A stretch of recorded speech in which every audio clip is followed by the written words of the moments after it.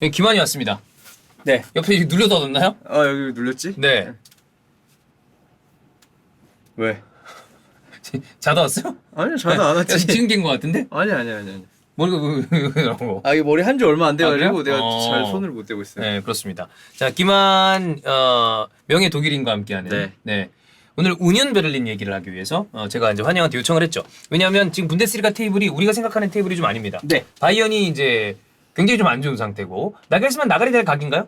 아니요, 그렇게 뭐. 감독을 막 네. 단박에 날려버리고 그러진 않으니까. 역사적으로 봤을 때도 뭐 바이에른이 그 정도까지 빠르게 날리는 팀은 아니었잖아요. 하긴 중대장도 생각해보면 코바치도 뭐. 생각보다 많이 다 버텼어. 어느 정도는 어. 버티다가 이제 참다 하는 스타일들이라서. 네. 그리고 항상 이제 그런 믿음이 있잖아. 어차피 우리가 짱이야. 음. 어차피 우리는 올라갈 거야. 이런 걸 계속 반복해서 그렇게 급한 상황은 아닌데. 나 그럼 그거 하나 물어보자. 네. 예를 들어 나겔스만이 정말 더 안 좋아서 중도 경질이 됐어. 음. 그러면 투헬이 지금 딴 팀으로 가지 않는다는 전제 아래 바이언의 어떤 그 습성이 투헬을 데려올 만한 어떤 그게 잘 맞나 해서 뭔가 안 맞는 느낌이 약간 있어서. 이게 맞으려면 결국 올리버 칸이랑 살리아미지치랑 뭐? 성향이 맞아야 되는데. 예, 뭐 거기 있는 수뇌부들이랑 근데 뭐 일단 안 맞긴 하죠, 사실. 뭔가 되게 탁 어울린다는 느낌은 아니거든요. 전술적으로야 뭐 잘하겠지만. 바이에른 자체는 뭐 1년, 2년, 3년 정도 감독 쓰다가 바꾼다는 개념이 아니라 그냥 우리랑 계속 갈 그치. 사람, 뭐 매년 한 5년 이상을 어. 바라보는 팀이라서 투엘이 뭐 사실 본인이 커리어를 짧게 가져간 건 아니잖아요. 상황이 그래, 그렇게 된 거니까. 이래저래. 근데 뭐 들리는 말에 의하면 투엘은 이번 첼시에서 좀 길게 생각을 했다라는 얘기가 그랬던 것 같아. 예. 근데 그런 것들을 좀 얘기하면서 투엘도 이제 좀 내려놓지 않았을까? 이렇게 하다가는 이제 본인은 그러려나? 이제 좀 팀 레벨을 낮출 수밖에 없겠다. 계속 이러면. 계속 이러면 능력과 별개로 음. 어쨌든 성향 얘기가 계속 나오니까. 그래서 근데 일단 기본적으로 브라쪼랑은 좀 안 맞을 것 같은 성향은 싸울 것 같아. 있죠. 예. 근데 오히려 투엘이 첼시에서 그런 얘기 했잖아요. 나는 매니저만 하고 싶다. 맞아. 나는 이 전술적인 것만 손대고 싶고 영위라 이런 거에는 관여 안 하고 싶다. 매니저가 아니라 했는데 그거지. 코치만. 그렇지. 코치만 하고 싶다. 어. 매니저 매니저보다는 역할 하나만 하고 싶다라고 얘기를 했는데 그런 걸 생각해 봤을 때는 또 바이에른 그 뒷방 노인네들이 자기네들 역할이 있어야 살아남을 그치. 거 아니야. 맞아. 그런 걸로 따지면 또 맞는 것 같기도 하고. 그럼 너는 축구 조금만 하고. 근데 이제 독일 안에서 지금 그 나겔스만이 만약 나가리 되면 네. 데려올 만한 감독이 지금은 없어요. 제가 마땅치가 볼 때. 않죠. 왜냐하면 뭐 그 유망한 감독들이 다 좀 나가리 되면서 그렇지. 뭐 테데스코도 나가리 됐고 그렇지. 다 좀 무너지면서 막 떠오르는 감독이 없어요. 사실 나겔스만만한 사람이 없긴 해. 그래. 내부에는 어. 뭐 독일에서 활동하는 뭐 오스트리아나 스위스 쪽 사람들이 있어야 되는데 마땅치가 않다. 마땅치가 않다. 여튼 뭐 이런 상황입니다. 자, 그리고 잠깐 이제 바이언 얘기를 왜 했냐면 아까도 얘기했지만 테이블이 특이하다. 네. 그리고 지금 이 돌풍을 보여주고 있는 팀이 우니온 베를린인데 사실 이 팀은 지금 여러분 요거 그림 보시면 아시겠지만 이렇게 승격한 다음에 성적이 차츰 올라와서 유럽 대항전을 병행했음에도 불구하고 괜찮은 성적이 나온 거 아니에요? 네. 이거 우리가 도대체 이 팀은 어떤 팀이고 어떤 연유에서 이런 괜찮은 성적을 보여주고 있는지. 일단 많은 분들이 베를린 하면 헤르타 베를린만 그치, 헤르타지. 생각하고 네. 우니온 베를린은 안지는 한 뭐 올해 아시는 분들이 꽤 많을 거고 올 그쵸? 시즌에 맞아요. 그리고 역사는 되게 깊어요. 오래된 팀인데 뭐 없어졌다가 다시 나왔다가 해서 대부분 2부, 3부 리그에 있어서 우리가 잘 알지는 못하는 팀입니다. 네. 일단 성적이 상위권에 있는 이유는 디렉터랑 감독이랑 구단에서 일하는 사람들의 어떤 합이 굉장히 잘 맞는다라는 평가가 독일 내부에서 꽤 아하. 많아요. 예. 그 뜻은 뭐냐면 감독이 선을 안 넘고 디렉터도 선을 안 넘고 나는 이런 선수 원해. 그러면 디렉터가 알아서 잘 찾아줘서 넣고 구단이 딱 사주고. 그래서 상권 분립이네. 그 철학이 확실해요. 그러니까 우리는 이 전술을 쓰고 이 포메이션을 써서 이렇게 축구를 할 테니까 이 선수가 설령 이적을 하더라도 그만한 선수를 그대로 꽂아 넣는다. 그런 식이라서 잘 돌아가는 것 같아요. 그러니까 감독도 안 바뀐 지도 2018년부터 왔으니까 벌써 4년이 됐고 피셔. 네, 2부 리그부터 같이 올라와서 그 선수들 그대로 나가요. 계속 우니온 베를린에서는 네. 뭐 이적 그걸 꼭 강팀으로 가는 게 아니라 옆에 있는 팀으로 가기도 하고 뭐 밑에 팀으로 가기도 하고 막 떠나는데 그 자리를 기가 막히게 계속 메워가지고 뎁스에도 큰 문제가 없고 선수 퀄리티에도 계속 유지가 된다는 거는 결국 피셔 감독이랑 루너트 디렉터랑 굉장히 합이 잘 맞는다라고밖에 볼 수 없고 시스템을 잘 짠 거네. 잘 짠 누가 거죠. 빠져도 바로바로 네. 이게 될 수 있게. 그러니까 바이에른은 뭐 예를 들어서 바이에른이나 도르트문트는 누가 빠지면 이거 메우기가 너무 어려워. 왜냐면 스타들들 많고. 예를 들어서 로이스 빠지면 그 어. 로이스의 어떤 기량이 아니라 로이스 같은 아우라 역할을 그렇지. 누가 할 건데 맞아. 없잖아. 데려올 선수가 없단 말이야. 근데 우니온 벨레는 기대치 자체가 낮기 때문에 네. 요거 나가면 여기 충족할 그래서 선수 넣고. 넣기가 어렵진 않아요. 어. 돈만 좀 쓰면 되고 실질적으로 보면 그 아원이라고 리버풀 유스에서 어. 했던 나이지리아 네, 맞아요. 선수가 우니온 벨리 나와서 터졌어요. 지난 시즌에 터진 다음에 2,050만 유로로 정리를 했어요. 이 선수 데려올 때 한 800만 유로였거든요. 그래서 결국 2.5배 정도 장사를 했죠. 그렇지. 장사 잘한 거지. 돈을 남겨먹고 아원이를 노팅엄 포레스트로 판 다음에 맞아. 시바체오라는 이제 미국 대표팀 공격수를 스위스 리그 영보이즈에서 데려왔어요. 데려왔고. 600만 유로로 데려왔거든요. 어. 결국 거기서 차액만 계산하면 뭐 남는 장사죠. 남는 장사지. 남는 1,900만 원이야. 장사죠. 이것만 생각해도. 네, 그리고 시바체오는 와서 벌써 계속 골을 1,400만 넣고 있고, 원이네. 네, 계속 골을 넣고 있고 그런 식으로 그냥 뭐 둘의 유형이 완전히 똑같다고 보긴 없지만 유사한 선수예요. 대체 가능한. 네, 피지컬적으로 버텨주고 속도감도 있고 뭐 그런 선수들을 데려와서 이런 식으로 메우는 경우를 볼 수 있고 선수 영입도 꽤나 하고 성적이 나니까 그 선수들 데려오는 데 있어서 설득력도 꽤 이제 붙죠. 넌 여기 오면 주전으로 뛸 수 있어. 우리 구단이 큰 구단은 아니지만 너는 여기 와서 스텝업 할 수도 있고 여기서 계속 뛸 수도 있고 뭐 좋은 이미지를 만들 수 있어라는 걸 보여주고 매력적인 축구를 하니까 선수들이 되게 좋아하는 것 같아요. 그 분데스리가에서 뛰는 한국 선수들이 우니온 베를린 만나면 되게 힘들어한대요. 그래? 네, 왜냐면 그런 팀도 있잖아요. 각 리그마다 까다로운 팀? 최상위 팀은 아닌데 만나면 진짜 골치 아픈 피곤하고 팀. 힘들고 다음 날 막 몸살 날 것 같고 이런 그렇구나. 팀이 우니온 베를린이라서 되게 힘들어하고 그 최근에 이번 시즌에도 나간 선수 중에 프레멜이라는 중앙 미드필더가 호펜하임으로 네.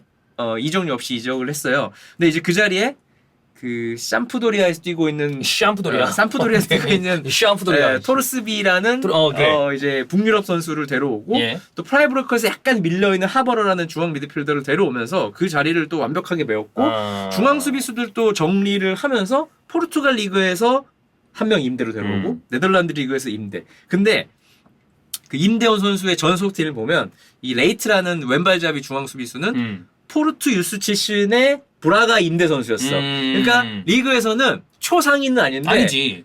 뭐 그래도 중상위권 팀에서 뛸 수 괜찮지. 있는 그래. 레벨이고. 브라가 포르투 묻었으면 그래도 나쁜 선수가 아니라는 건데. 그리고 이제 네덜란드 리그에서 온 두키라는 선수는 이 선수가 아마 비테세에서 온 걸로 기억하는데 네.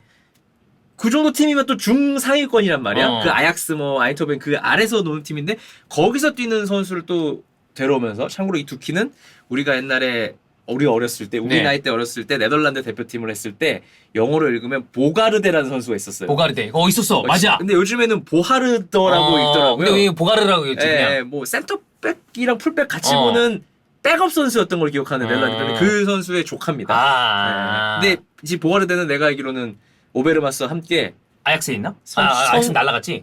같이 날라갔어요. 그래? 그런 이상한 일이 생겨서 날아간 걸로 알고 있어요. 어쨌든 뭐 이런 선수들 임대로 데려오면서 그러니까 본인의 포지션을 잘하는 거지. 막 빅스타를 데려오는 게 아니라 약간 사이드 리그에서 중상위권에서 주전으로 뛰는 선수들을 임대 후 완전 이적 조항을 달아서 데려오면서 안전빵으로 데려와서 좋게 그 플레이했다가 괜찮으면 또 이걸로 이문도 남기고. 네, 레이트는 이제 임대 후 완전 이적 될 것 같고 두키는 완전 이적이고. 뭐 이런 시스템 굉장히 잘 땄네. 네, 잘 짜왔죠. 그리고 포메이션은 3-5-2인데 3-5-2. 그냥 걷다가 박으면 돼요. 그냥 내가 원하는 맞춰서. 내가 원하는 정도의 어떤 사이즈, 그러니까 체격, 뭐 실력, 또 발, 뭐 주발 이런 걸 고려해서 그냥 거기다 꽂으면 그냥 우니온 베를린이 되는 거예요. 그래서 지난 시즌과 올 시즌을 비교하면 뭐 중앙 미드필더는 한 두 자리 바뀌었고 톱은 이제 아원이를 비싸게 판 다음에 시바체오를 꽂았고 센터백도 이제 기존 선수 2명에다가 아까 말했던 레이트와 두키를 데려와서 3백이니까 뭐 한 5명 정도 수비수 돌리면서 쓰고 있고 뭐 이런 식으로 팀을 구성하기 때문에 굉장히 매력적이고. 그럼 3-5-2 베이스면은 어떤 축구 스타일이 약간 뭐 어떤 팀이랑 유사하다고 봐야 되나요? 축구 스타일을 말하기 앞서서 기록을 제가 몇 가지 말씀드릴게요. 일단 부데스리가 18개 팀입니다. 예. 패스 성공률 75.1%로 17위. 난 거의 최하위네. 네. 네, 지금 우니온 베를린 1위입니다. 그러니까. 네. 그리고 스프린트 횟수 1393회로 17위. 그것도 스프린트도 별로 없어. 뭐야? 근데 파울 횟수 1위. 106회. 그리고 이제 분데스리가 초반 7경기 뛴 거리 1위. 그리고 공중볼 경합 승리 1위. 아, 그게 여기 명확하게 보이네. 네. 그리고 근데 특이하게 파울이 1위인데 옐로 카드는 18위예요. 그러면 이거 대가리 좋은 건데. 그러니까 옐로 카드 안 받을 정도로 영리하게 파울을 하는 잘하는 거지. 네. 이런 이 기록만 보면 그 이제 분데스리가 홈페이지 들어가 보시면 팀 기록란이 있어요. 진짜 union 베를린이 1위 아니면 꼴등이네. 그냥 거의 꼴등이야. 진짜 명확하게 보인다. 진짜 이것만 봐도. 이거는 무슨 뜻이냐? 패스 성률이 왜 낮냐? 뒤에서 한 번에 가기 때문에 낮을 수밖에. 왜냐면 계속 시도를 하면 끊길 수밖에 없거든요. 그지. 그래서 최전방에 수리남 대표팀에 세랄도 베커라는 선수가 있어요. 우리가 아는 수리남. 황정민 씨? 네네네. 그 수리남. 세랄도 베커가 네덜란드 리그에서는 그냥 뭐 중상 정도의 선수였는데 그 정도로 두각을 나타낸 선수는 아니었는데 이번 시즌에 와서 벌써 6골로 득점 1위거든요. 지난 시즌 4골 넣은 선수예요. 근데 올 시즌 6골이야. 시즌 내내 4골을 넣었는데 네. 진작에 넘었네. 네. 일단 빨라요. 속도 좋고. 세랄도 베커가 아마 분데스리가 개인 기록을 봤을 때는 알폰소 데이비스랑 그 속도가 1일 거예요. 공동 1위. 펀지만 봐도 진짜 존나 네. 빠른데. 35.97km/h 정도가 나오거든. 그러면 이제 나오는 거죠. 우리나라 스쿨존은 못 가거든. 그쵸. 30이니까. 걸려. 네. 그래서 세라도 베커가 최전방에 있고 그 옆에 체격이 괜찮은 시바체우를 두면서 투톱을 쓰면서 뒤에서 역습 형태로 계속 때려 넣는데 그 퀄리티가 되게 좋아요. 괜찮고. 그러니까 그냥 에라 모르겠다 때리는 게 아니라 아까 보면 공중볼 경합 1위죠. 그치. 뛰어. 경합을 해. 공이 떨어지잖아요. 떨구고. 그럼 그걸 받아서 뛰는 거야. 그다음에 킥을 때려서 그리고 셰랄드 베커 선수는 사실 톱은 아니에요. 윙어 성향이 가까운 선수인데 그렇기 때문에 위치가 정해져 있진 않아요. 지난 바이에른 뮌헨전 보면 이 셰랄드 베커 선수 투톱이었지만 수비할 때는 왼쪽 윙백이랑 거의 나란히 서 있었어요. 그러니까 가운데 서 있어 보면 답이 안 나오는 거예요. 그래서 풀백을 높게 세운 바이에른 뮌헨의 사이드를 공략할 겸 사이드를 막을 겸 셰랄드 베커를 측면으로 빼서 수비를 시키고 그 공격할 때는 가운데로 이렇게 사이드로 찢어서 들어오거든요. 네. 그런 식으로 이 우르스 피셔 감독이 전술을 굉장히 상황에 맞게 잘 짜고 그리고 그 상황에 맞는 선수들을 적절하게 쓰고 있다라고 생각이 되고 이 감독은 사실 아주 어린 감독도 아니잖아요. 66년생이면 사실 분데스리가에서는 좀 할아버지죠. 그렇지. 네. 나이 든 감독. 나이 많이 든 감독이죠. 네. 그래서 뭐 커리어도 우니온 베를린 오기 전에는 계속 스위스 리그에만 있었고 그런 감독인데 굉장히 선수들하고 너무 잘 맞았네. 네, 잘 맞아 떨어지는 축구를 하고 있고 물론 이런 팀들이 이제 무너질 가능성이 있는 게 부상자들 뭐 뎁스가 유럽 대항전 나갈 만큼 뎁스가 또 두터운 건 아니니까 그래서 그런 상황이 올 수도 있지만 선수 영입도 너무 잘 됐습니다. 온 선수들이 다 잘해요. 그러니까 중간 정도는 다 해요. 이건 시스템과 스카우팅이 성공이잖아요. 네. 그런 적합한 선수를 제대로 찾아서 적절한 금액에 데려와서 꽂았는데 그게 가능성이 높다는 건 시스템이 되게 잘 만들어져 있다는 거지. 그러니까 스카우트가 엄청 중요해요. 맞아. 중요한데 간과하는 팀들이 있죠. 스카우트에 대해서. 그쵸? 어차피 우리 팀에는 좋은 선수들이 올 거야라는 믿음 때문에. 근데 이 선수들을 뽑을 때 기량만 보면 안 됩니다. 저는 항상 그렇게 생각해요. 성향, 그치. 뭐 또 마인드. 그러니까 잘하는데 존나 튀는 새끼다. 그건 또 이제 또 안 맞는 팀이 있을 거 아니야. 그리고 팀을 많이 옮기고 싶어하는 선수들이 있어요. 그러면 계속 새로운 거 해보고. 우리 팀은 그게 싫어. 그러면 안 데려오는 게 맞아요. 맞아. 아무리 잘해도. 그래서 그런 스카우팅도 잘 되면서 잘 이제 맞아 떨어졌고 사실 유명한 선수는 없어서 딱히 소개할 만한 선수가 많진 않다. 뭐 캐디라 동생 정도? 캐디라 동생이 있구나. 네, 사미 캐디라 동생. 네, 라니 캐디라가 이제 수비형 미드필더로 주전이고 뭐 이 선수 제외하면 이 선수 네임밸류 자체로 유명한 선수는 일본 선수 하라구치. 근데 여기는 올 시즌에 약간 백업으로 약간 밀려 있는 느낌이고 뭐 그 정도고. 근데 그러면 지금 이제 딱 봤을 때 A매치 주간이나 월드컵 때 이들이 대표팀에 차출이 돼서 경기에 출전해야 되는 게 다른 주요 클럽들보다는 수가 훨씬 적을 거 아니에요. 훨씬 적죠. 네. 그러면 얘네가 시즌 말미까지 고공행진을 할 가능성도 배제할 수는 없겠네. 네, 그리고 월드컵에 나가는 선수도 훨씬 적고. 네, 여기에 노르웨이 국대도 2명 정도 있을 거예요. 그럼 안 나가죠. 안 나가잖아. 네, 못 나가는 거. 독일 국대는 없고. 예. 뭐 오스트리아도 못 나가죠, 월드컵. 그치. 오스트리아 국대도 있는데 못 나가고. 뭐 그러면 사실 국대는 꽤 있는데 월드컵에 나갈 선수는 몇 없을 가능성이 꽤 크죠, 지금 상황. 빡세다. 야, 그럼 얘네는 챔스 티켓을 딸 수 있다고 형은 보시나요? 예측하기에는 좀 이르긴 합니다만. 네, 그러니까 부상자가 뭐 나오겠죠. 나오는데 뭐 많이만 안 나오면 제가 볼 땐 이 팀을 막 시원하게 꺾을 만한 팀이 지금으로서는 안 보여. 바이에른 뮌헨도 비겼거든요. 그치. 그래서 그런 걸 봤을 때는 챔스권에 갈 수도 있다라고 생각이 되고 이제 챔스 갔을 때가 문제인데 이 팀이 이제 계속 중상위권에 있으려면 이게 유지가 돼야 되는데 이게 쉽지 않거든요. 그치. 감독을 맞아. 언젠간 한 번은 바뀔 거고 네. 뭐 물론 프라이부르크처럼 뭐 10몇 년 감독하는 상황이 나올 수도 있겠지만 그럼에도 불구하고 프라이부르크는 강등당한 적이 있어요. 최근에 비교적 최근에. 네. 그래서 우니온 베를린도 뭐 챔피언스 리그권에서 경쟁을 꾸준히 할 것 같고 지금 기세로는 이거는 그냥 운이 아니라 실력이라고 봐야 되고 이거를 그냥 아다리가 아니구만. 이거를 꺾을 만한 팀이 지금 분데스리가에서 그렇게 많진 않아요. 설마 이러다가 우승? 뭐 레스터 같은 그런 느낌이 나오진 않겠지. 우승까지 가기에는 유로파 리그를 같이 하고 있어서 이게 쉽진 않을 것 같긴 한데 남들이 다 꼬꾸라주면 혹시 그러니까 그거는 예를 들면 바이언도 올해 계속 어려워.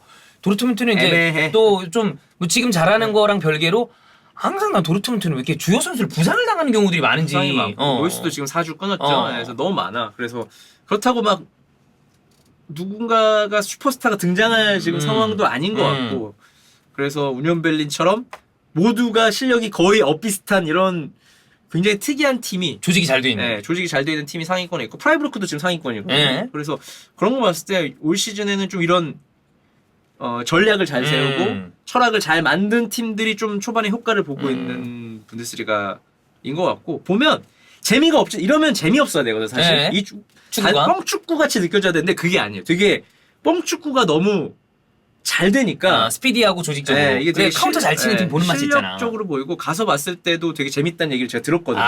독일에 있는 사람한테. 이 혹시라도 여행 가신 분들은 헤르타 베를린 구장은 굉장히 큽니다. 올림피아 스타디움이에요. 올림픽 했던 스타디움이라서 되게 커서 좀 안 보일 수가 있는데 이 우니온 베를린 홈구장은 옛날 올드한 구장. 그러니까 뭐 피엘로 치면 플럼 같은 느낌? 약간 위에 지붕 이렇게 있고 뭐 약간 1차원적인 구장이고. 근데 그런 게 또 보는 맛이 있는데. 맞아요. 그런 데서 봐야 좀 재밌고 이 구장이 지금도 있는지 모르겠는데 수동 전광판이 있어요. 그게 뭐야? 사진 찾아보세요. 그 사람이 그러니까 창문이 이렇게 있고 좌우에 그 번호가 박혀 있어 벽에. 그럼 창문에 이렇게 두 사람이 앉아 있습니다. 우리 같은 샤시야 샤시. 여기 있는 하얀 샤시. 바꿔 껴? 아니 이렇게 있다가 번호 골 넣잖아? 그럼 여기서 진짜? 번호 떼고 이렇게 받고 이쪽에 있는 사람은 이쪽에 떼고 받고 두 사람 2대1 뭐 이렇게 만든다면 그렇게 하는 거야? 그런 약간 옛날 스타일이겠죠? 나름 매력 있는데? 그런 수동 전광판도 있어서 뭐 약간 추억을 느낄 수 있는 구장이고 매력은 확실히 있습니다. 유니폼은 별로 안 이쁜 것 같긴 하지만 어쨌든 분데스리가는 약간 이런 독특한 감독이라거나 어떤 시스템 이런 걸 보는 재미가 있는데 우니온 베를린은 아마 또 축구 딥하게 좋아하시는 분들이 이런 거에 관심 갖는 분들이 많으니까 매력적인 팀이 아닌가. 결과가 좀 궁금하네요. 시즌 말에 어떻게 됐을지. 뭐 한 4위, 3위 정도에서 잘하는 거 아닌가? 엄청난 거잖아. 이런 생각을 하는데 뭐 상위권에 있을 만한 팀들이 지금 다 무너져가지고 초반에 좀 어려움이 있으니까 경쟁 상대가 딱히 없어요. 지지도 않았고. 그렇습니다. 어쨌든 자 환희형의 우니온 베를린 설명을 좀 들은 다음에 우니온 베를린 중계 이번 시즌에 가끔 해요. 가끔 했나요? 네, 가끔 해요. 그러니까 뭐 이게 픽이 잘 되는 편은 아닌데. 그렇겠지. 바이언 브루센으로 갈 거 아니야. 뭐 우니온 베를린 1위 한다고 해도 사람들이 우니온 베를린 경기를 보려고 하진 않으니까. 그리고 난 다음에 이제 정우영 선수 있고 이렇게 가니까 이제서. 근데 초반에 강팀들을 좀 만나서 매치가 좀 되면서 아마 보신 분들이 있을 거고. 뭐 찾아서 보시면 재미가 없진 않을 겁니다. 괜찮다. 우니온 베를린 좀 요 영상을 통해서 관심이 가는 분들은 한번 또 보시는 거 괜찮지 않나 이렇게 생각을 합니다. 그럼 기만은 독일로 보내겠습니다. 그만 좀 가. 그럼 카타르로 가세요. 안 가.